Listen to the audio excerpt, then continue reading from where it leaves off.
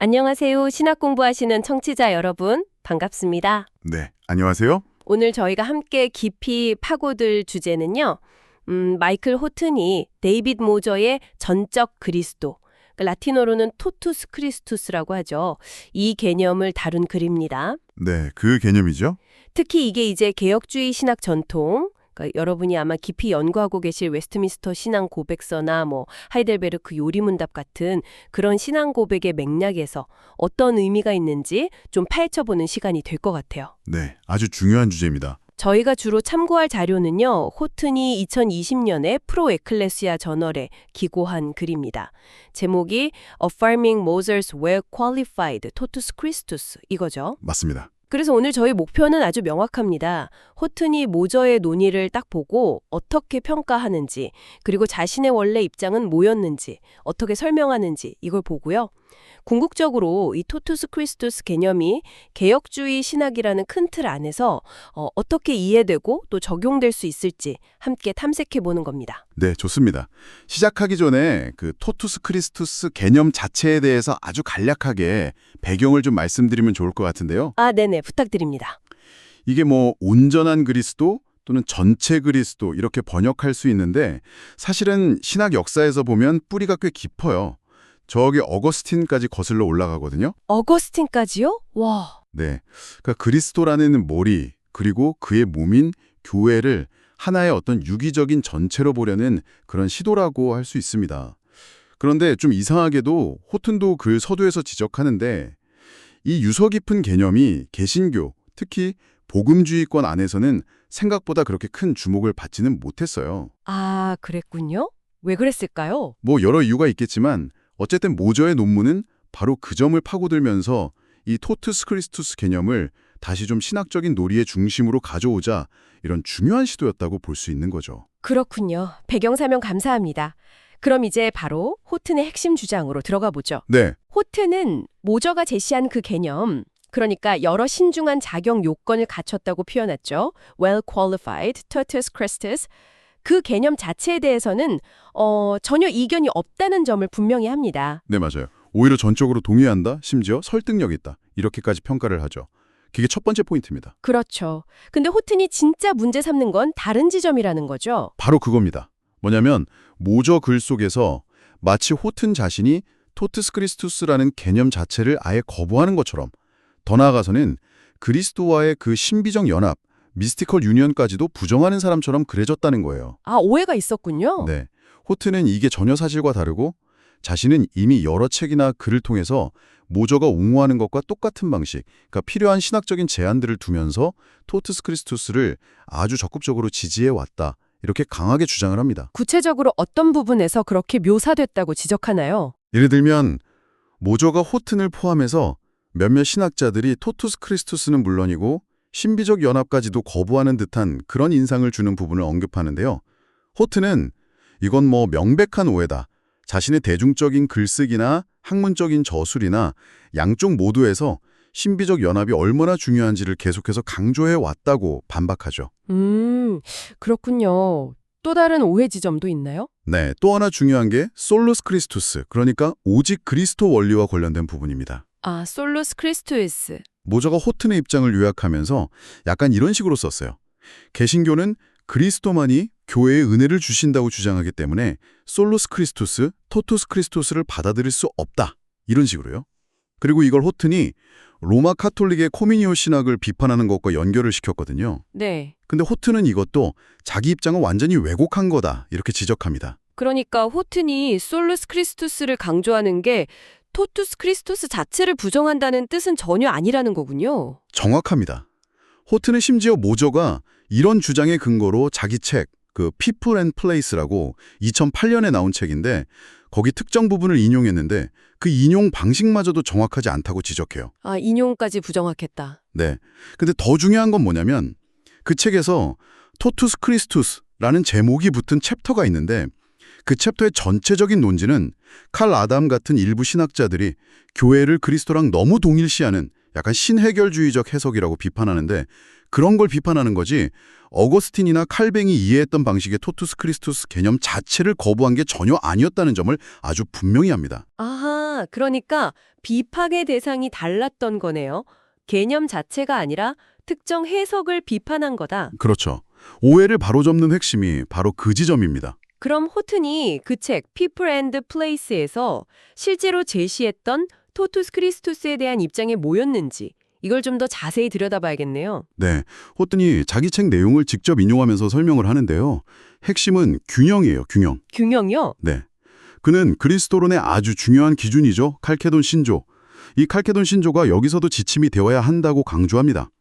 그러니까 그리스도와 교회를 너무 혼동할 정도로 동일시하는 경향, 이건 주로 일부 로마 카톨릭 신학에서 나타나는 문제인데 이것과 반대로 그리스도와 교회를 너무 분리시켜서 생각하는 경향, 예를 들어 튜빙글리나 아니면 후대 바르텍에서 좀 발견될 수 있는 이 양극단 사이에서 균형을 잡아야 한다는 겁니다. 와, 칼케돈적 균형을 교회론에도 적용해야 한다. 굉장히 중요한 통찰인데요. 바로 그겁니다. 그래서 호튼이 책에 이렇게 썼어요. 개혁주의 신학 역시 토투스 크리스토스 모티프를 거리낌 없이 사용하지만 이는 항상 역사력 경륜, 히스토리컬 이코노미와 연결된다. 즉, 그리스도의 죽음과 부활에 참여하여 예수님께 일어난 일이 우리에게도 일어날 것이라는 의미에서다. 이렇게요. 그러니까 그리스도의 그 구속사역의 역사적 차원 안에서 이 연함을 이해해야 한다는 거죠. 역사적 경륜 안에서 이해해야 한다. 그리고 이어서 칼뱅의 아주 인상적인 인용구를 제시하죠. 저도 이거 읽으면서 정말 와 닿았는데 아, 네. 그 유명한 구절이죠. 어떤 면에서는 불완전하다고 여기신다는 점. 와, 그리고 우리가 그와 함께하기 전까지는 그가 자신의 모든 부분을 소유하지 않거나 완전한 것으로 간주되기를 원치 않으신다는 것을 배우는 것은 우리에게 얼마나 큰 위안인가. 그리스도께서 교회를 통해서 온전해지기를 원하신다는 이게 정말 놀라운 표현 같아요. 정말 그렇죠. 칼뱅의 통찰인데 엄청난 위로와 또 교회가 얼마나 존귀한지를 담고 있는 말입니다. 호톤은 이어서 언약 신학의 틀 안에서 아주 중요한 신학적 구별을 제시하는데요. 어떤 구별인가요? 바로 그리스도 자신의 신성과 인성의 위격적 연합, 하이퍼스타일 유니온이라고 하죠. 이것과 머리이신 그리스도와 그의 몸인 교회의 신비적 연합, 미스티컬 유니온, 이 둘 사이의 구별입니다. 아, 위격적 연합과 신비적 연합. 네, 이 둘은 명백히 다른 거지만 둘 다 절대적으로 필수적이다, 이렇게 강조합니다. 그 구별이 왜 그렇게 중요한 걸까요? 둘 다 연합이라는 단어가 들어가는데. 아, 좋은 질문입니다. 호튼의 설명을 따라가 보면 이 구별이 두 가지 극단을 막아주는 역할을 해요. 첫째는 그리스도의 승천을 제대로 이해하게 만들어서 교회를 이미 완성된 하나님 나라와 동일시하려는 그런 지나치게 실현된 종말론이나 어떤 교회론적인 오만함 이런 걸 경계하게 합니다. 왜냐하면 교회는 그리스도가 아니니까요. 그렇죠. 둘째는 동시에 아주 강력한 성령론, 뉴머톨러지를 통해서 그리스도께서 승천하셨으니까 이제 교회랑은 멀리 떨어져 계신 거 아니냐 이런 식의 생각, 즉 그리스도의 부재나 불린을 강조하는 좀 츄윙글리적인 경향을 막아줍니다. 승천하신 그리스도께서 지금도 성령을 통해 그의 몸인 교회와 실제적으로 연합하시고 다스리신다는 거죠. 아, 그렇군요. 정리해보면 호트는 자신이 토투스 크리스토스를 거부한 게 전혀 아니고 오히려 이런 켈케돈적 균형과 성령론적 현실성을 딱 붙들고 이 개념을 개혁주의적으로 아주 건강하게 사용해왔다. 이렇게 주장하는 거네요. 맞습니다. 그리고 본인의 다른 저작들과의 일관성도 이야기하죠. 네, 그렇습니다. 예를 들어서 그 People and Place에서 토투스 크리스토스 챕터 바로 앞에 성찰론 챕터가 있는데 그 챕터 역시 신비적 연합의 필연적인 결과인 성례적 연합, 세크라멘털 유니언을 긍정하고 설명하는 데 목표를 두고 있다고 밝히고요. 성찬론과의 연결이군요. 네, 그리고 또 그의 대표적인 조직신학 교과서죠. The Christian Faith. 거기서도 교회론 전체가 실질적으로 토티스 크리스토스 개념을 중심으로 짜여 있고 신비적 연합에 대한 별도의 장까지 할애하고 있다는 점을 언급하면서 모저의 묘사와는 달리 자기가 이 주제를 얼마나 중요하게 다루어 왔는지 보여줍니다. 자, 청취자 여러분, 지금까지 호튼이 자신의 입장을 변호하면서 펼치는 논증을 저희가 따라와 봤습니다. 여기서 잠시 숨이 고르고 한번 생각해 보면 좋을 것 같아요. 호튼이 강조하는 이 균형 잡힌 토트스 크리스토스 개념, 그러니까 그리스도와 교회의 깊은 연합은 인정하면서도 둘 사이의 중요한 구별은 유지하는 이 관점, 이게 여러분이 배우고 있는 개혁주의 신학, 특히 그리스도와 교회의 관계를 이해하는데 혹시 어떤 새로운 빛을 던져준다고 느끼시는지요? 이제 호튼의 결론은 좀 명확해 보입니다. 그는 모저가 제안한, 그러니까 적절히 제한되고 자격이 부여된 well qualified 형태의 토투스 크리스토스 개념을 기꺼이 받아들인다. 그리고 이미 자신의 여러 책에서 그런 입장을 견지해 왔다. 이걸 다시 확인하는 거죠. 네, 재확인하는군요. 더 나아가서 토투스 크리스토스나 신비적 연합 같은 이런 중요한 주제들이 과거 개혁주의 신학의 풍성함 속에서 차지했던 그 비중만큼 오늘날 다시금 좀 신학적 논의와 성찰의 중심부로 돌아오기를 바라는 모저의 근본적인 열망, 여기에는 깊이 공감한다. 이렇게 덧붙입니다. 좋습니다. 그럼 이제 논의의 후반부로 넘어가서요. 호튼이 긍정한 이 자격 있는 토투스 크리스토스 개념이 구체적으로 어떤 신학적인 강점을 갖는지, 또 반대로 어떤 점을 좀 주의해야 하는지, 그리고 이게 실제 목회 현장에는 어떤 의미를 던져주는지 좀 더 심층적으로 분석해보는 시간을 갖겠습니다. 전문가님, 먼저 강점부터 좀 짚어주시죠. 네, 한 3가지 정도 강점을 생각해 볼 수 있을 것 같습니다. 첫째는 뭐니 해도 그리스도와 교회의 아주 깊고 유기적인 연합을 강력하게 부각시킨다는 점이죠. 이게 그냥 비유적인 표현이 아니라 실제적인 교리인 신비적 연합, 미스티컬 유니언과 딱 연결이 됩니다. 신비적 연합? 네. 우리가 그리스도 안에 또 그리스도께서 우리 안에 거하시는 이 연합, 이게 예를 들어서 웨스트민스터 신앙 고백서 26정에서 말하는 성도의 교제, Communion of Saints의 근간이 되는 거고요. 또 하이델베르크 요리문답 31문답이나 50문답에서 교회의 머리이신 그리스도와 그의 지체된 우리가 생명을 나누는 관계로 설명되는 것과 정확히 맞닿아 있습니다. 토투스 크리스토스는 바로 이 연합의 깊이를 잘 포착해주는 용어라고 할 수 있어요. 그리스도와의 연합을 강조한다. 확실히 중요한 강점이군요. 두 번째는 뭘까요? 두 번째 강점은요, 교회의 본질과 정체성을 그리스도와의 관계 안에서 정의하도록 돕는다는 점입니다. 교회는 세상의 다른 어떤 조직이나 모임과는 근본적으로 다르잖아요. 그렇죠. 왜냐하면 교회는 그리스도의 몸이기 때문입니다. 벨직 신앙고백서 27-29장이 보편적 기독교 교회에 대해 가르치듯이 교회의 거룩함, 하나됨, 보편성 이런 모든 특징들은 전부 머리이신 그리스도와의 연합에서 비롯되는 겁니다. 그러니까 토투스 크리스투스 개념은 교회가 도대체 누구이며 무엇을 위해 존재하는가, 이 가장 근본적인 질문에 대한 답을 그리스도 안에서 찾도록 우리를 이끌어주는 거죠. 교회의 정체성을 그리스도 중심적으로 이해하게 한다. 마지막 세 번째 강점은 아까 잠시 언급됐던 균형과 관련이 있을 것 같은데요. 맞습니다. 세 번째 강점은 신학적인 극단주의를 피하게 해주는 그 균형 감각입니다. 앞서 이야기 나눴던 칼케론적 구별, 그러니까 그리스도 자신의 위격적 연합과 그리스도 교회의 신비적 연합을 명확히 구별하면서도 또 둘의 필연적인 연관성은 놓치지 않는 것. 이걸 통해서 두 가지 위험한 경향을 다 경계하게 만들어요. 어떤 경향들이죠? 하나는 교회를 그리스도와 존재론적으로 거의 동일시해서 교권주의로 가거나 교회 자체를 신격화하는 오류. 이건 이제 일부 로마 카톨릭 신학에서 나타날 수 있는 위험성이죠. 다른 하나는 그리스도와 교회를 너무 분리시켜서 교회의 중요성을 약화시키거나 그리스도의 현재적인 임재와 통치를 희미하게 만드는 오류. 이건 또 일부 급진적인 개신교나 세속적인 교회관에서 나타날 수 있는 위험입니다. 토투스 크리스투스를 제대로 이해하면 이 양극단 사이에서 아주 건강한 길을 찾을 수 있다는 거죠. 강점들을 들어보니까 이 개념이 정말 중요하구나 하는 생각이 더 드네요. 근데 동시에 이렇게 강력한 개념일수록 잘못 사용되거나 오해될 여지도 분명히 있을 것 같습니다. 주의해야 할 점들도 좀 짚어봐야겠죠? 물론입니다. 첫 번째 주의점은요. 전적 그리스도라는 이 표현 자체가 자칫하면 교회를 그리스도와 혼동하게 만들 수 있다는 위험입니다. 아, 혼동의 위험? 네.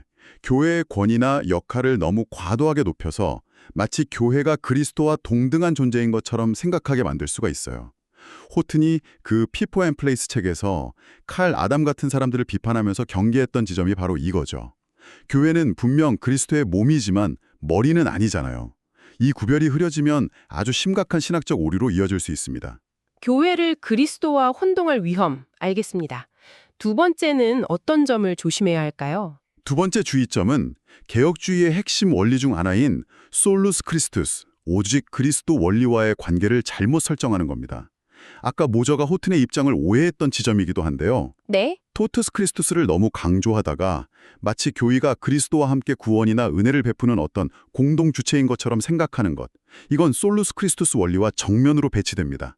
구원의 유일한 중보자, 은혜의 유일한 근원은 오직 그리스도 한 분이시죠. 교회는 그 은혜를 받는 몸이지 은혜의 근원이 아닙니다. 토투스 크리스투스가 이 사실을 약화시키는 방식으로 이해되어서는 절대 안 됩니다. 아, 정말 중요한 지적이네요. 솔루스 크리스토스를 굳게 지키면서 토토스 크리스토스를 이해해야 한다. 마지막으로 또 주의할 점이 있을까요? 세 번째 주의점은 그리스도의 승천과 성령의 사역을 간과할 위험입니다. 토투스 크리스투스 개념에 너무 몰두하다 보면 눈에 보이는 이 지상교회, 현재적이고 가시적인 교회의 모습에만 너무 집중하게 될 수가 있어요. 현실 교회에만 집중한다. 그렇죠. 그러다 보면 승천하셔서 하늘 보좌에서 다스리시는 그리스도의 그 초월성과 주권을 놓치거나 반대로 그분의 현재적인 통치가 성령을 통해 교회 안에서 어떻게 실제적으로 역사하는지를 간과하게 될 수 있다는 겁니다. 호튼이 승천교리와 성령론, 뉴마톨로지를 함께 강조한 이유가 바로 여기에 있어요. 하늘에 계신 그리스도와 땅에 있는 교회 사이에 그 이미와 아직 아니, already and not yet의 긴장감, 이걸 건강하게 유지하는 것이 아주 중요합니다. 네, 강점과 약점을 이렇게 균형 있게 살펴보니까 토투스 크리스투스 개념을 훨씬 더 입체적으로 이해하게 되는 것 같습니다. 자, 이제 마지막으로요. 이 모든 논의가 우리 신학생 청취자 여러분의 미래 사역, 그러니까 실제 목회 현장에는 어떤 실질적인 함의를 가질 수 있을지 이 이야기를 좀 해보면 좋겠습니다. 네, 목회적인 함의도 한 3가지 정도로 정리해 볼 수 있겠습니다. 첫째는 이 개념이 성도들에게 그리스도와의 깊은 연합, 즉 신비적 연합이 주는 정말 놀라운 위로와 정체성의 확신을 심어주는데 아주 유용하다는 겁니다. 위로와 확신. 네, 아까 인용했던 칼뱅이 말처럼 우리가 그리스도의 몸의 지체로서 그분과 연합되어 있다는 이 사실은 성도 개개인이나 교회 공동체가 이 세상 속에서 얼마나 존귀하고 의미 있는 존재인지를 깨닫게 해줍니다. 특히 연약함이나 실패감, 혹은 세상의 가치관 속에서 정체성의 혼란을 겪는 성도들에게는 이게 정말 강력한 복음의 메시지가 될 수 있어요. 당신은 그리스도의 몸의 일부입니다. 이 선언만큼 강력한 위로가 또 있을까요? 아, 정말 그렇겠네요. 성도들의 정체성 확립과 위로, 아주 중요한 목회적 적용입니다. 두 번째 함의는 뭘까요? 두 번째는요, 교회 생활과 성례, 특히 성찬의 의미를 더욱 풍성하게 가르치고 또 경험하게 하는데 도움을 준다는 겁니다. 교회를 그냥 단순한 종교기관이나 사교 클럽, 아니면 어떤 프로그램의 집합체, 이렇게 여기는 시각에서 벗어나서 살아계신 그리스도의 몸으로 이해하게 될 때 예배나 교제, 봉사 같은 모든 교회 활동의 의미가 달라지죠. 네, 의미가 깊어지겠네요. 특히 성찬은 그리스도께서 자신의 몸과 피를 나누어 주심으로써 우리와의 연합을 확증하시고 더 깊게 하시는 아주 신비로운 식사잖아요. 호튼이 성찬론에서 성례적 연합을 신비적 연합의 귀결로 강조했듯이 토투스 크리스토스의 빛 아래서 성찬을 이해할 때 성도들은 성찬에 참여하는 것이 단순한 기념행위 그 이상으로 그리스도와의 실제적인 연합을 경험하는 시간임을 더 깊이 깨닫게 될 겁니다. 마지막 세 번째 목회적 함의는 아무래도 교회론 교육과 관련이 있을 것 같군요. 맞습니다. 세 번째 함의는 교회론을 가르칠 때 아주 균형 잡힌 개혁주의적 관점을 제시하는데 도움을 준다는 점입니다. 오늘날 교회가 정말 다양한 교회론적인 도전과 혼란에 직면해 있잖아요. 네, 그렇죠. 한편으로는 교회를 너무 절대시하거나 신비화하려는 경향도 있고, 다른 한편으로는 교회를 너무 세속적인 조직으로만 보거나 개인 신앙만 강조하면서 교회의 중요성을 간과하는 경향도 있고요. 이때 아까 말한 칼케돈적 구별, 위격적 연합 vs 신비적 연합을 딱 견지하는 건강한 토투스 크리스토스 개념은 이런 양극단을 피하고 성경적이면서도 역사적인 개혁주의 신학에 충실한 교회관을 세우도록 돕습니다. 특히 교회의 분열이나 갈등이 심각한 상황에서 그리스도 안에서 교회가 본질적으로 하나이고 그분의 몸이라는 이 토투스 크리스토스의 가르침은 교회의 일치와 화합을 추구하는데 아주 중요한 신학적 근거를 제공해 줄 수 있습니다. 오늘 우리는 마이클 호튼의 글을 길잡이 삼아서 토투스 크리스토스, 즉 전적 그리스도라는 이 중요하고도 깊은 신학적 개념을 함께 탐구해 보았습니다.